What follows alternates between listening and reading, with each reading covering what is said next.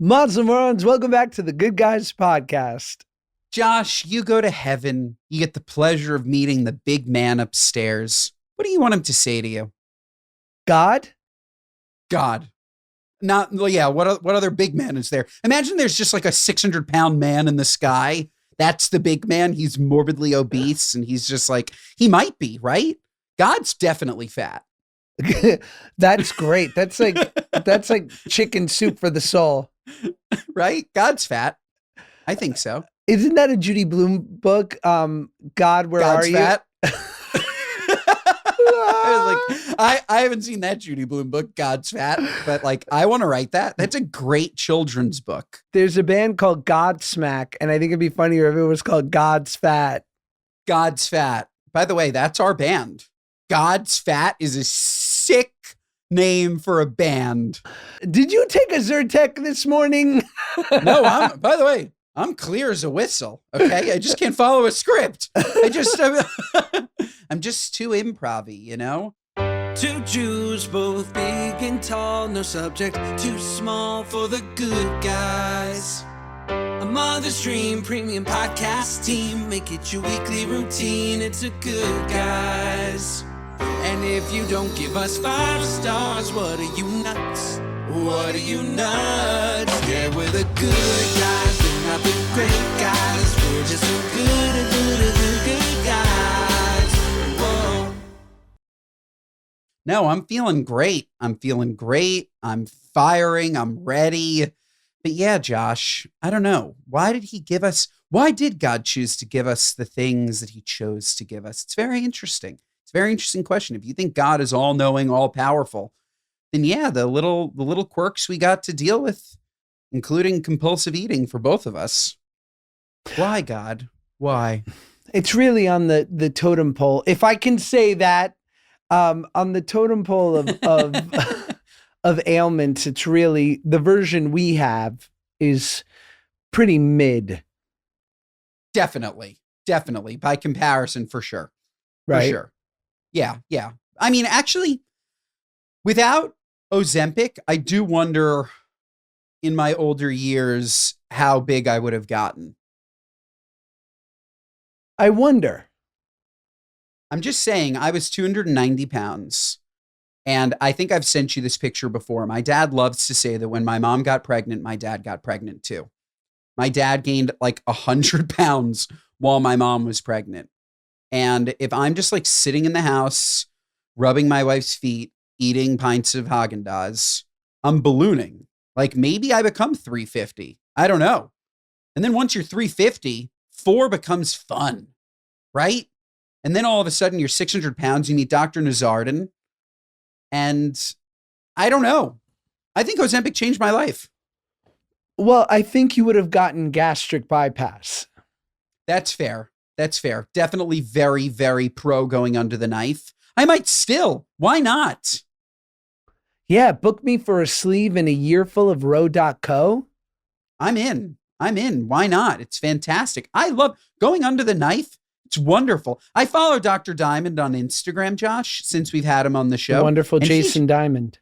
He showed a before and after of this woman's neck. It was like, holy shit. That is a gorgeous. She was beautiful before, mid-60s woman, but she looks 40.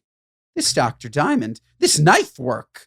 He's like a Japanese man in a sushi restaurant. It's fantastic. Yeah, and the sushi is MILFs. Nora Ephron, the great genius writer-director behind movies like Sleepless in Seattle and You've Got Mail and Private Benjamin, she had a whole, I think it was an essay, maybe a book called I Hate My Neck. And it was just all about, the neck is such a telltale of age, isn't it? It is, yeah. It's also a telltale of obesity. Like if you're really fat, it comes into your neck. Like, and that's where, and it comes into your face. Like that's when, you remember when I had that photo that I always say I looked like Rosie O'Donnell, like big rosy cheeks, big neck, not the current Rosie, the Rosie pre-Ozempic Rosie. That was Rosie. And Josh, it came straight into my neck. And now the best part of me, the thing I'm most proud of is my chiseled jaw. You also have a chiseled jaw, Josh. Look at your neck. I Look at wouldn't this. call us chiseled, Ben. I think we're chiseled, Josh. Just because you don't. Chiseled out of mashed potatoes. What's the base? I think this is pretty chiseled. I'm not gonna lie. Maybe I have shallow Hal syndrome. You I think do. We're chiseled. I think we're chiseled, dude. I think we're chiseled. And God's fat. I think we're chiseled and God's fat. Are you noticing that I'm wearing different sneakers? Have you noticed this? New Balance are the shit. Oh my God. Shout out DSW. They sent me this pair of New Balances.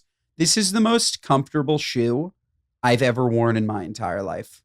I feel like I'm walking on a cloud. And while my Air Force Ones are just like a part of my personality and I love them, they are so structurally uncomfortable. These are a dream, these New Balances. They're like foam. They feel like the tongue is made of foam. New Balance has, I don't know who their designer is, but they have had such a renaissance over the last 5 years to go from dad shoe to absolute hype beast. And the only thing they're doing wrong is their social influencing reach out, because haven't heard from you. But and you're totally. And that Hoka girl, boy, did she leave me on red. This girl. In her defense, I think you left her on red for a week, and then it was it. That was gone. She's gone. She followed up. I followed up with her. Nothing. She's gone. Sorry. So Hoka's dead. By the way, the fact that DSW had to be the one to send me these New Balances means that, New Balance isn't doing it right. New Balance, send Josh a pair of shoes. Send them to him. I have them. I don't need this. You great. need a couple 990s. Okay. Okay. They do these numbers, 993, 990, How do I know what kind of shoe this is?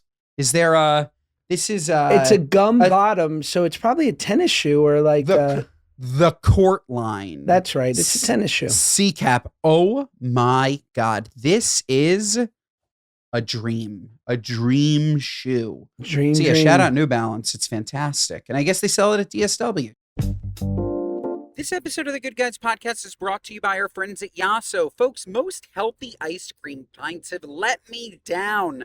Folks, they've been promising indulgent experiences, but let me tell you, they've just hurt my tummy. That's it. They've just hurt my tummy, and it's not it. And that's when I found Yasso. Oh my God. My wife, Claudia, brought home this beautiful Yasso ice cream, and let me tell you, they did it. They made the most delicious, creamy, frozen yogurt. It's the best of both worlds. Delicious ice cream and taste, but better for you in nutrition. Oh, and it was nice and perfect on the tum-tum, which is incredibly, incredibly important to me. Available in bars, chocolate crunch bars, sandwiches, poppables, and Yasso now just launched their new Spoonables, which each have around 400 calories and 19 grams of protein per container. The dream is here. We can literally sit with a pint of ice cream, and it's just 400 calories, 19 grams of protein. Oh, and it tastes absolutely fantastic.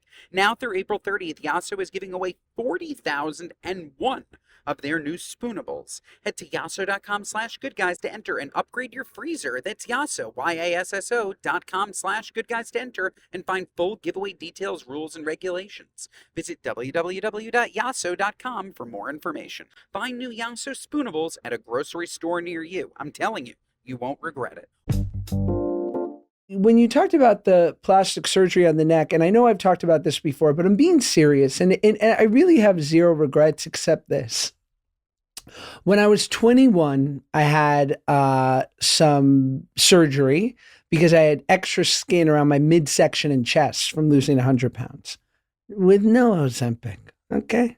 No cheater here. We're very proud of you. God we're bless very you. proud of you. We're very proud of you. I do it now, but not then. We're very proud of you. And they basically, what was sort of relayed to me from two different doctors, because I had a bit of a revision a year later, was like, look, the chest of it all is a tough one because to really do it in a nuanced way and to hide the scar. You're never going to get full flat chest, but if you do want full flat chest, the scars are pretty invasive. They look like hooks, basically. So they go down from your nipple. It looks like you got a breast lift. You're in your 40s, you got a breast lift, and your husband just got a promotion, And they basically said, if you're really sort of gauging one or the other, people tend to say, I'd rather have it a little less flat and no scar than flat and these pretty aggressive scars. So I did that. And it's been the one thing, because as you know, I've worked so hard in the gym and I feel really proud of where I'm at. But I have looked at myself at 39 and gone, shit. And the great Terry Dubrow said, I bet you'll do it, because just naturally, as even the best bodies fall as you age, he's like, what was only slightly annoying in your 20s will become more annoying, just because that's how skin in your body works. So here I am now. It was funny. My wife was like, you're going to be 40 in November. What should we do? And a part of me wanted to say, can I just get plastic surgery and you give me a week to recover? I'd rather have that than a party. But I also then go, because I don't want to give up being able to lift the baby. My kids are at prime lifting up. The reason I haven't done it for the last 7 years since Max was born is because I wrestle, I move with my kids. And basically, if we're being honest, for 3 to 6 months, you really shouldn't lift anything heavy from the chest area if you want everything to heal nicely. So I know this is a little self-centered, a little me. But what do you think? I don't know what to do. I feel like I deserve it. And it bums me out on a pretty regular basis. So then you should do it. Like anybody that wants to get elective surgery to make themselves feel better, they should do it. That said, how often over 40 are you without your shirt? Well, here's the thing, never, right? Because I never want to go. If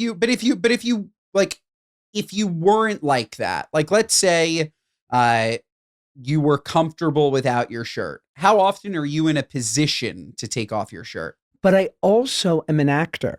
And so there are many times where there will be a love scene, there will be a change clothing scene. Like my job actually requires me to take my shirt off at times. And most of the time I have to have a talk with the director. I just did that for the beautiful, amazing OGX. Paige and I did that commercial and I needed to be shirtless for kind of the storyline of the commercial. And God bless the OGX team who were like, don't worry, we'll make you look great, blah, blah, blah. But I definitely was insecure about it. For me, the only comparative point that I have is, I had that neck into skull surgery. I have a gnarly scar on the back of my head. And for a while, I made sure that my haircuts were borderline mullety, so it would totally cover it. And now I don't. I just wear it out. I really just don't care. It's sort of the same. It's sick. It's not the same. It's not the same thing, but it's also like stretch marks. Like when I was at my biggest, like I had monster stretch marks on the sides of my hips. I just I don't know. If you care, if it means something to you, then you should 100% get it done. I just need to figure out a response for once I have anchor scars on my chest for when people go, congratulations. When was your female to male surgery? No one will say that to you but you. You may be bullying yourself. You can say that to you. And I'm going to rock it. Nobody will ever say that to you. They're going to see the scar and they're going to be like, the voice, the scar, and the attraction to men, it all drags. They will not ever bring it up, but it also could be an opportunity for you to get some sicko tattoos. Yeah. Okay, what tattoo should I get other than the Star of David and Hatikva in English? if they're hooks, Josh, you could like take those like Moana. You could just be a Moana super fan and take his Maui's big hook. You just do 2 big hooks, or you could become a diehard fisherman. You could do 2 big fishing hooks. You could turn it into bait. You turn it into bait. You're going hook. Okay. We could turn into an anchor, 2 anchors. I'm just saying. Maybe Scorpion from Mortal Kombat. You know how he shoots the cable out of his hand? Yeah. Get over here. But it's Scorpion here. And then the cable is my massive hook scar. Yeah, or you could have two fishermen up on your breasts that are fishing with the hooks below. Yeah, and yeah, you yeah, see their liner go around your breasts and hit the hook at the bottom, and then towards your belly, you have just like a blue ocean, and you have a couple of fish, and all of a sudden your chest has become a fisherman's dream. Yeah. From the boat at the neck, boat and fisherman, hook, ocean, fish, and it goes all the way down, Josh. It keeps going down in your body. Oh my God. Yeah, Angel you be get to my thrilled. kneecaps and it's the core of the earth. It's just black. It's molten. It's funny. I just can't believe that my poor father-in-law, that my wife is going to have to tell him when he goes, oh, what are we doing for Josh's 40th birthday? She'll have to say a double mastectomy. Shit, I'm sorry, Ken. I'm sorry. Will, your other son-in-law, is the man. You got all man with Will, and you got a fuddy-duddy performing arts freak with me. I'm very excited for you to do it. I think based on this conversation, it's an absolute must. And because you'll never know. You'll never know if you'll feel better with it when it's done. I hope you do. I think you will. I know. I think you will. I think you will. Sometimes you build it up in your head, like if I only had this, and then you get it and it's like, did I really need it? But you won't know until you do it. So I would definitely do it. Speaking of doing something like that, I was with a guy yesterday who said, a new friend, he said that his wife is getting her breasts done. And then the other, and Don't then the say other that guy in said, the same breath as my thing. why, it's the same. And then that would be really funny. You should get implants. Maybe no, Paige and I go together. She gets her, she gets her little mommy makeover and I get my daddy makeover.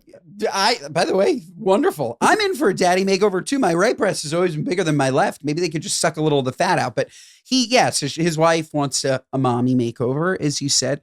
And then the other guy that I was with said, yeah, there's this girl that I know that did a full reveal for all of our friends. And I was like, wow, what a friend that is. She got her breasts done and showed it to a group of 15 guys and 15 girls like it was a gender reveal. Wow. Have you ever fully heard naked. of anything? Topless. Huh. We're in the wrong group of friends. It's crazy. Isn't that crazy? Well, I told you I had a dear friend whose wife was under the knife getting a full mommy makeover. And he pretty proudly told me, he's like, go to the plastic surgeon's Instagram story right now.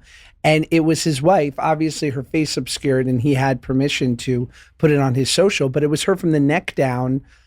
I saw everything, and befores and afters. Yeah, I mean, this is a unique breed of guy, I guess. Yeah. I don't know. I'm like, what is the purpose of him showing that to you? In the same way that I would say, like, what is the purpose of her showing it to the husbands and wives? I get it, like showing it to your friends. For sure, you're proud of it. Like, but I don't know. It's just like such a strange thing. Like, are you trying to like turn on your friends' husbands? Like, what's the point? Or is your friend trying to like get you to say that his wife's tits look fucking awesome? Like, does he get off on that comment? What else? What is the other? What's the reason? I'm super I would say this, and I think I'm being honest. I don't have lust for any of my friends' wives. I don't. Like, yeah. I'm really not interested. And I have some friends where I can aesthetically go like, wow, she's a beautiful person. Like, they're a beautiful couple. And boy, look at him. No. And why is he so ugly? That's definitely something that always crosses my mind. That's like, holy crap, you're with him? Very judgy of me, but that goes through my brain immediately. I get it. I do understand that, but I don't lust for any friends' wives. And yet I would be very curious and would want, if my wife didn't care and they didn't care, I would 100% be like, yeah, let me see. Like, obviously, but that's human nature. I would want to know. Like, you would want to know, just like I want to see everybody in the world naked. It's Right. not lust. It's just being human. Like you walk down the street, you're curious about everyone that you see. Right. It's not and sometimes I'll catch myself. I'm like, Ben, are you sick? You want to see this bus driver naked? And it's like, I'm just curious. Like, it's not anything more than that. So yeah, if it was up to me, I would see everybody naked. That said, if it was up to her, she's the one and her husband is the one who's advertising it to you. Yeah. That's very different. That's very different. I agree with you that it's a normal thing for you to be curious as to what somebody looks like naked without having lustful feelings. That's just it's just a curiosity that I think everyone has. Men and women. I think women probably more than men. Women probably want to see women naked more than men, or as much as men, and men naked. I think we want to see men naked less than women want to see women naked.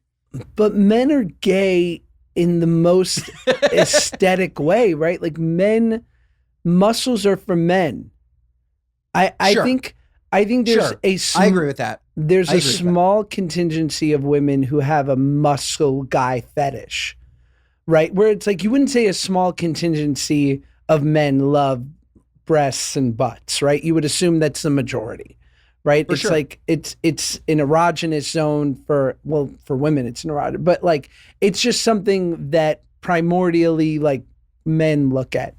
But I don't think that muscular men, like a ripped dude, is something that women look at in the vast majority and go like, "Ooh, yeah," you know. So I think guys are in shape for each other, because all I get all day at Equinox is guys being like, "Oh, dude, looking good, bro," or like, and I say it. Totally. No, it's interesting. I wonder is there any body type? I think that women in general can acknowledge a fit guy. Sure. When he's naked, for sure. Like they'd say, "Oh wow, he's in great shape." I agree that maybe it's not their cup of tea, but they can say that. I wonder what the body type is, if there is one at all, that a girl would be excited to see without context. Like, I think for a girl, it's so much more who he is, what he does, what's his character like, that forms a sexiness to a guy. Does that make sense? Versus guys are different in that nature. I think that if a guy sees a girl naked, he can just appreciate that she's hot, right? Versus, I don't know if the same is true in the other direction. I think girls need more context. Yeah, I think my theory is, and we need to have a woman here. I want to have the great. Why? No thanks. We're going to have the great Amanda Thomas here, who's going to be like, we had the great Kid David here, who was our single dude friend, who was sort of telling us the landscape of dating out there in the world. And the wonderful Amanda Thomas, dear family friend of the O'Brien Pecks, she has to come in. She's done a bunch of Dear Media pods before, and she's hysterical and so fun, and I think would have good insight. But my theory is women want a man who's in shape, and that being in shape is a byproduct of something they are doing in service of the relationship. As so, if they're in good shape from chopping wood and collecting meat, great, right? Like, Sure. Yeah, that serviced our needs. And you're in, if he's in good shape from surfing, from being, having the landscaping job, like something that's a little bit more, construction, a blue collar, tough, salt of the earth job.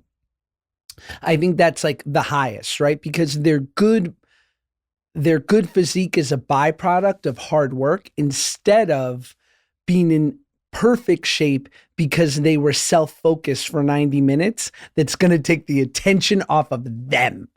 I think that's my theory. Of course. And then you also layer in everything else. Like, is he funny?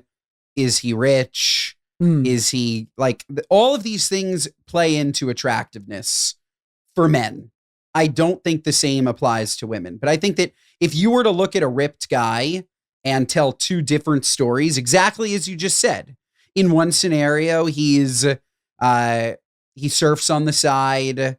It's his hobby, but he runs a great business, is a really nice guy, has never cheated, and wants to start a big, beautiful family. And then you show the exact same guy, and he's ripped because he has his Crunch membership and is like, you know what I mean? It's just different. But that is, and I'm definitely not stereotyping. That's women in a nutshell, for Right. sure. It's a full package, as it should be. I think we're too vain. It should be more of a full package for us as a sex in general. I don't think that men in general, I'm not talking about us. I think we're a little bit different, but not that different. Like in general, I think that men just don't evaluate full packages. I think they evaluate full packages later in life. I think once they're married, they appreciate full packages. I think that when they're looking for suitors, and I see this with my single friends now, they are just so unbelievably shallow. And it's like, you have to look at more than what you're seeing on Instagram or in a dating app. It is just not going to serve you for more than 1 fucking minute, you idiot. But that's guys. Yeah. Well, I think that people, and especially women, look for an ability in which to procure resource, right? And that's having a good job and having the byproduct of that be good benefits and a good income. Like, I think that's really important. And I don't know if that's always as important to men. And you're right. Yeah. I think other things, I don't know how you are.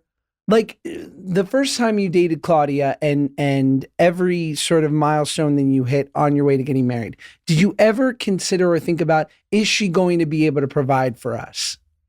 No, we were too young. But that's the difference. I'm saying I wouldn't anyways. But you got married. So you were ready to commit for a lifetime. So it must, and if it didn't cross your mind, I think that's telling. Yeah, no, I mean, again, we met at 20 and 18. And I mentioned that because like we met when nothing mattered, but school and having fun and like nothing was so serious. And but then, yeah, no, I mean, when you love someone and you have that real connection like that, no, you want to do everything in your power for them. Like it's not, is that what you're asking? No, what I'm saying is like, you got married, right? You took it all the way.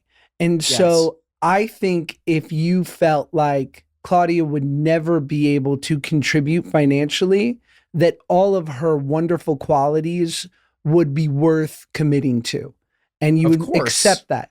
Right. Yeah. But I don't think the same, it goes in reverse.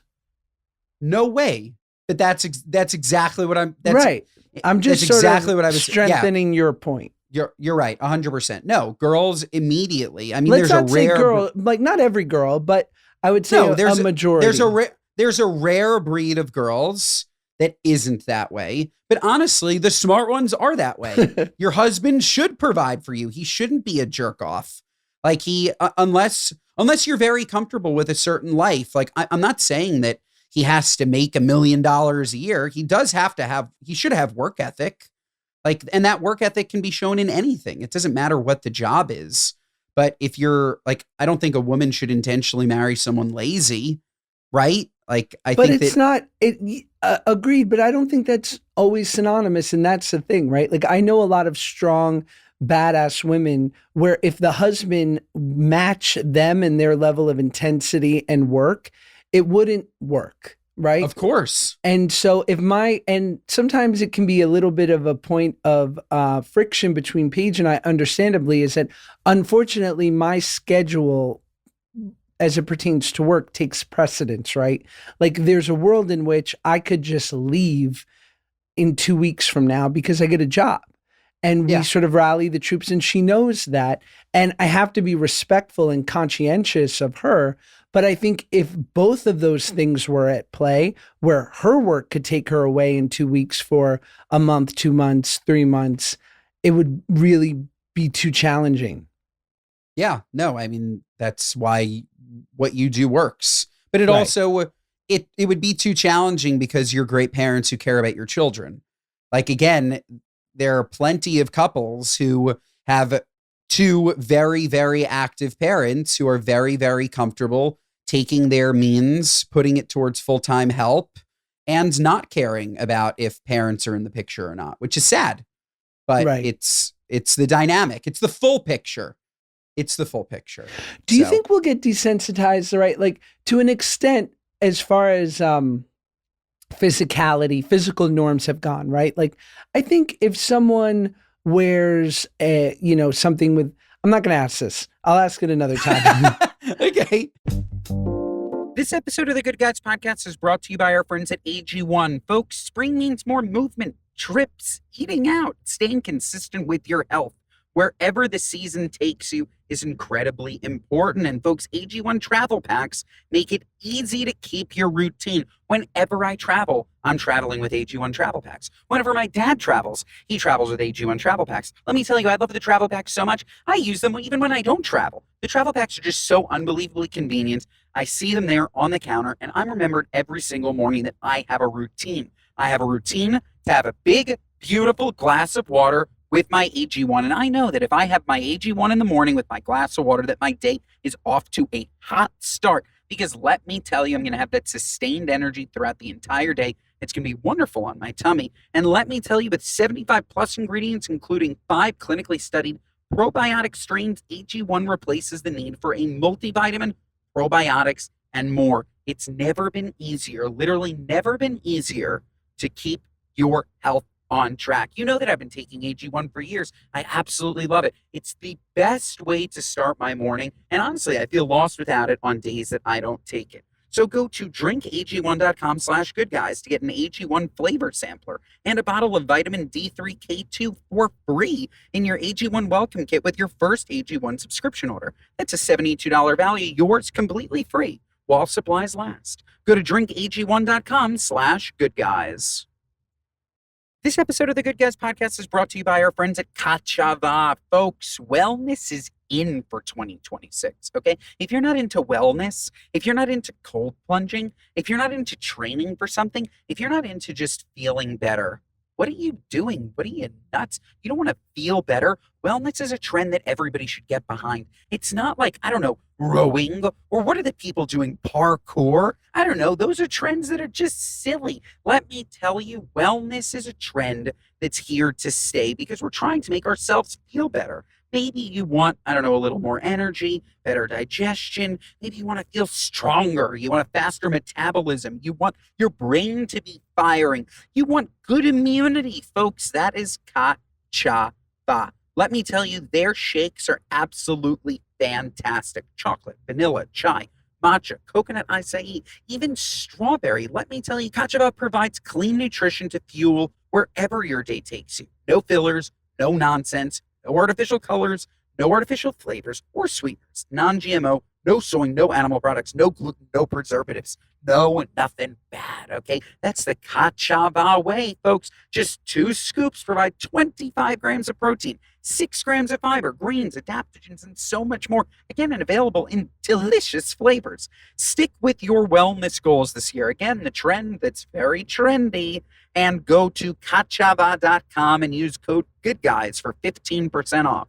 That's Kachava, Kachava.com, and use code GOODGUYS for 15% off. That's Kachava, Kachava.com, code GOODGUYS. Should we get to some weird news? Yeah. By the way, for what it's worth, that was a wonderful, deep conversation. And weird news is great, but we should do more of that. We'll see if anybody likes it. You're very nervous. You get nervous about when we talk deeply. I think the people love it. Then great. Well, it sounds like we got caught, Ben, because hotel buffet crashers caught on camera loading up plates, walking out without paying. We're sorry, Marriott. Oh my God. I'm so sorry. That's so funny. A complimentary nuts? breakfast buffet may be a favorite perk in many hotel chains nationwide, but these days, not everyone in the buffet line may be a paying guest. Viral videos making the rounds show buffet crashers strolling into hotel dining rooms, piling up plates with food, and heading on out. No payment in sight. The buffet configurations can make it difficult for hotels to monitor who belongs in the breakfast area, says a Connecticut-based hospitality expert. Because most complimentary breakfasts are in smaller, limited service properties, they usually don't have the personal resources to aggressively police where breakfast patrons are truly guests of the hotel. So people are coming in off the street and using the Hampton Inn buffet, correct? I think it happens in New York a lot, in the city. Yeah. So, I mean, you don't have, there's a desk attendant. Like, I think that you should be making sure that, I guess, actually, you can just walk into a hotel. I've never even thought about that. Even the nicest hotel, you can just walk into a hotel. There's nobody asking you, do you have a room? What are you up to? Why are you here? Fascinating. We should be stealing from buffets more often. I've never thought of it. There's nothing they can do about it. There's nothing they can do. And if you happen to need a meal and you're listening to this podcast, this is a wonderful tip. Well, did you know that this TikTok trend that can wreck your vagina and weaken condoms can happen within minutes? Are you compromising your undercarriage? TikTok influencers are raving about what they say is an ideal natural lubricant, but experts warn that it can actually wreak havoc on your microbiome. And if you're trying to avoid pregnancy and STDs, beware, it can make condoms less effective too. Coconut oil has long been lauded for its full body benefits, from a healthy alternative to butter to a helpful cure for hangovers. But the pros say coconut in the cooch is a no-go, folks. That makes sense. Who's putting coconut oil in their cooch? I think it's very popular. Really? I think for a natural lubricant. Got it. Okay. Wow. Okay. Whoa. I'm so glad I'm married. Holy smokes. If you're hearing this, be careful out there, man. Be careful. It's so bad for your cholesterol too. Not good. There are plenty of natural. Don't these companies, they make like nice lubricants that aren't like your crazy stuff. They make natural lubricants. I don't want to judge, but I also sometimes go, why you need all that? Sure. No. Yeah. I mean, maybe that's a whole nother story. Why do you need all that is a whole nother story that she's certainly asking her husband. I'm not judging. Listen, I'm not judging. Have fun, enjoy yourself. I know a story of a man who used to travel with one, and that's just a funny thing to have at the club. Yeah, that is strange. Yeah. That is strange. And he knows who he is. And I know. And you're a dirty dog. Ruff, ruff. Ruff. Well, women view beloved pizza topping as a major red flag in men. It's selfish. Meatheads, listen up. As if dating in this tech-obsessed era wasn't difficult enough, women on social media have decided that those who favor meat as a pizza topping are walking red flags. I personally think that if you can't reduce your meat intake, then you're selfish. What do you mean you can't just have a veggie burger once in a while? Do you not just give an F? Women hate meat lovers, apparently.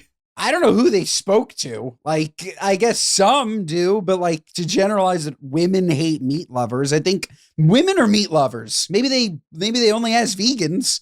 I think, I don't know. That's interesting, I guess. I've never heard of it as like you eat too much meat. Have you heard that before? I do. Who they ask? I think a meat lover's pizza is aggressively male. I agree. Meat lovers pizza. First of all, it's too heavy for the slice. I agree. No, that's fork and it's knife. nuts. That's fork and knife pizza territory. Sorry, dividing it. Meat lovers pizza, a complete what are you nuts? What are you trying to prove? I'm gonna do one up you. I think that barbecue chicken pizza, that ain't pizza. I agree with you. It's not pizza. We need a different name for it. We need a different name. What and is also pizza? Cheese. Cheese sauce. It's funny. Is a vegetable slice even really pizza? Yes. You think so? Like the classic, like I'm not talking I think a ricotta spinach, that's pizza. You think that slice that's just like onions and peppers on pizza is pizza? Bell peppers, onions, black olives is Pizza. Acceptable. That's like Okay, a classic slice. I think a white slice, to your point, I don't know about the spinach. A white slice is a classic New York pizza slice. It's in the window, and a Yes. pepperoni and a sausage. I think that's it. Would And you a say mushroom. what about a pasta slice? What about a pasta slice? No. And that's in I'm just saying, that's probably in every single New York pizza place is that one pasta slice. What about an eggplant slice? No. But that wasn't in the window when we were kids. Now it's in there. People love a pasta slice. It's not in like the primo joints. It's definitely in a Ray's. Ray's has that penne slice. And I agree with you. It's too much. It's very heavy. Very heavy. Yeah, the white slice, the margarita. People love now a fresh mozzarella and a non-fresh mozzarella. They love having that. I don't know why. They're advertising that they have both fresh and not fresh. Just pick one. Just pick one. A fresh, a regular cheese slice, a white slice, a mushroom, a vegetable, a sausage, a pepperoni. I agree with you. Those are the slices. I don't think anything else qualifies. Certainly not meat lovers. I wonder if you started trying to go to a nickname like you want a white slice, but you go, give me one of Adolf's favorites, and then I'll have... Stupid. Instead of sauce, it's just Jew blood. Oh. All right. Josh, should we do one more on mail? Sure. Okay. So look, it's been wonderful. No speak pipes. Good guys podcast 1@gmail.com. Keep writing. Keep writing. Keep writing. Yep. Oh, folks, this is a big one. All right, barn burner, you ready for this? I'm dating someone who I really like. We haven't been intimate yet, but I don't know how to tell him that I have an STD. It's totally under control and really doesn't put him at risk in any way. I barely even remember that I have it, but I want to do the right thing. What's the best way to tell him that not so good news? Oof. I think I again, not to be judgmental, if you have an STD, you missed the boat and you should have told him immediately. Before they were intimate? On the first date? I think if you have an STD, I think you have to tell people that you're gonna, it's like being sick, Josh. It's just like, if you have a cold, I think I would think it would be courteous before you make out somebody to tell them that you have a cold. But they weren't intimate. But they're going to be. You don't know. Takes a couple dates.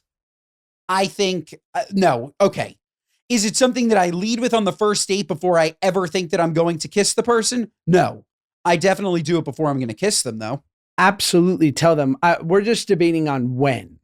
And obviously, and for me, when is when you want to break up. No, I'm kidding. When is when they confront you? Yeah. When is when your doctor leaves a voicemail? Damn it, doc. I told you to just do it over email. I think look, the way to do it is exactly how she emailed us, right? You just say that straight up. Like, hey, I don't even know that I have it most of the time. It's totally regulated and I take medicine for it. And I want to be honest and upfront with you because it's important that I communicate this to you and that you know before anything physical happens between us. And you just put the ball in their court. Yeah, that's the only right thing to do. Gotta tell him. Okay, I have a scenario for you. Good. Okay, you ready? I'm nervous. This happened to me. Okay. I was like in my early 20s. And I've always been one I've always practiced extremely safe canoodling. Thank God, Baruch Hashem. Always. Taking it on myself to protect myself always. And there was a girl who was sort of like, had dated a friend of ours and our friend group was friends with her friend group and blah, blah, blah. Anyway, it came to our attention that she had something. Mm-hmm. And but she really liked me. And while we never did a thing, let me reiterate, we never, ever did. We never even kissed, nothing. But I was talking about it with my buddies because I was like, listen, I always practice safe canoodling, but I don't always say to the person before we're going to hook up, hey, do you have anything? Right? Of course. Okay. Of course. So I ask you, sir, I was like, so can I just do it? Because I'm practicing, because I'm in the same position, right? I'm not asking, so I really don't know whether they do or don't. I'm just protecting myself regardless. So I'm like, the only difference here is I know. And my friend looked at me and said, yeah, dude, you know. He's like, so you can't. And I was like, you're right. You shouldn't. But yeah, no, look, we're talking about there's so many different levels to this. If it's something like a sexually transmitted, like a true sexually transmitted disease, we're not talking like a herpes or anything in the mouth or whatever. Yeah, then you can protect yourself from it. I think it's on the person to just, if she has something, she's got to tell you. Or if you have something, you got to tell her. And I think it's definitely not on the person who doesn't have it to ask if you have it. Then you're a nerd. But people do that all the time. They'll say like, have you been tested? Yeah. That's a common question, I think. Interesting. Well, the people who have it should be a little bit more forthcoming. Yeah. In my opinion, they should be a little bit more forthcoming. Oh man, should we get to What Are You Nuts? Our What Are You Nuts moment of the week is our gripes with people, places, and things, both big and tall, whatever's sticking in your craw. Josh, I'll go first. Great. We are in a very interesting time in American couture where biker shorts have really become a thing, Josh. I'm sure you see it on the East Coast. I'm sure you see it on the West Coast. It's certainly on the East Coast. And I just think these shorts are getting hiked up higher and higher and higher. And they're getting thinner and thinner and thinner. I was at Starbucks this morning, family-friendly joint. There's this girl there, like wearing a set, belly button pierced, the thinnest, most hiked up biker shorts, full-blown Josh, wild camel toe. I'm not looking. It's just there. Wild camel toe. She's there with her mother. Her mother's there with her, next to her. And I'm like, what are you nuts? Like it's fully, it's just the craziest. It's the craziest thing. Maybe the mom is fine with it. It's like literally like her vagina is right there. Like I don't know. I think it's a fad. Maybe I get like doing it with your friends if you want to. With your mother's there. What are you nuts? That's crazy. And now the shorts, have you seen they're constructed in which to give you a visible wedgie? Yeah. You seen these shorts? Yes, that's what this was. Full wedgie, Whoa. full camel toe, super hiked and so thin. You literally, you could see everything. And she's there with her mom, like very, like. It must be so freeing. You must feel so free. So freeing with your friends. So nuts with your mom. Sorry. You got one? Free with the right barista. My What Are You Nuts moment of the week is I'm seeing this trend on social media of people laughing when they're trying to record themselves at the gym and somebody walks into their frame. And my response to that is, what are you nuts? You're at a public gym, dog. First of all, let's just say don't record at the gym. Maybe just don't. Just don't. But if you are, I get it. Trying to be a fitness influencer for whatever reason. This ain't your place. We have invited in the public. This is a shared space, not made for filming. So if I walk through doing my bicep curls with a very heavy 15, I don't care if I'm ruining your shot. I kind of like it. What are you, nuts? Get over yourself. You're at a Planet Fitness in Dayton. The shot looks terrible anyway. It's all purple around you. Get over it. We also need to just I completely agree. What are you nuts? We need to make it punishable by law to get people in your videos that didn't give you permission to let you be in their videos. It should be illegal. It should be fully illegal to film somebody without permission and put it on the internet. It's just right now, like, not in good taste. It should be illegal. Yeah. It's not right. It's not right at all, especially with these people who have large audiences who are filming complete civilians that have no interest in being on the internet. It's not right, and it should be illegal. If I ever film at the Great Equinox and I'll want to do like a little thing, first of all, I make sure it's like at the worst time of day. as far as like attendance of the gym, right? Like I'll make sure that everyone's at work, that it's pretty empty gym. And if someone is in the video that I don't want or didn't ask permission, I will have a VFX artist blur their face.